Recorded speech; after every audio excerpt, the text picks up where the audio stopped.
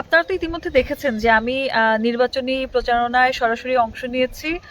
গতকালও নির্বাচনী প্রচারণায় আমার যে টিম রয়েছে এবং 10 দলীয় জোটের যে অন্যান্য টিম রয়েছে তারা সহ নির্বাচনী প্রচারণা করেছি, আজকেও করছি। পরবর্তীতে উঠান বৈঠকও অংশ নিচ্ছি। তো দেখা যায় যে 10 দলীয় জোটের যে প্রার্থী আব্দুল হান্নান মাসুদ, তিনি আসলে যতটুকু করার সেটা গত 1.5 বছরে করে ফেলেছে। নির্বাচনের আর মাত্র 20 দিন।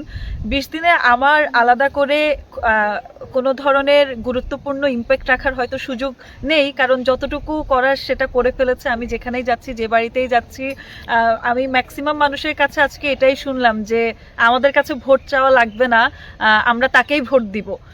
তো এটা আসলে ওনার জন্য বিরাট পাওয়া। উনি মানুষের জন্য যেটা 1.5 বছর ধরে চেষ্টা করেছেন, মানুষের উন্নয়নের জন্য, মানুষের যাতায়াত ব্যবস্থা, শিক্ষা ব্যবস্থা, চিকিৎসা ব্যবস্থা, নদী ভাঙ্গন রোধ, এইসব যে তিনি মানুষের কল্যাণে কাজ করেছেন, মানুষজন সেটা বুঝতে পেরেছে, মানুষজন সেটা ধারণ করে এবং তারা আশা করি নির্বাচনের দিন সেভাবেই যাকে তারা যোগ্য মনে করবে তাকে তারা ভোট দিবে।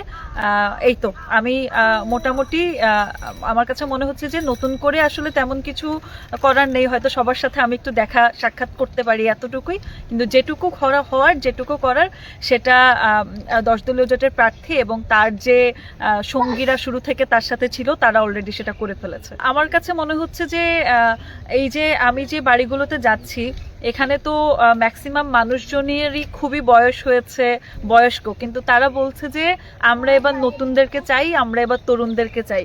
তো এটা হচ্ছে 24-এর গণ অভ্যুত্থানের পরে বিরাট একটা পরিবর্তন এবং এটা আল্লাহর একটা নিয়ামত।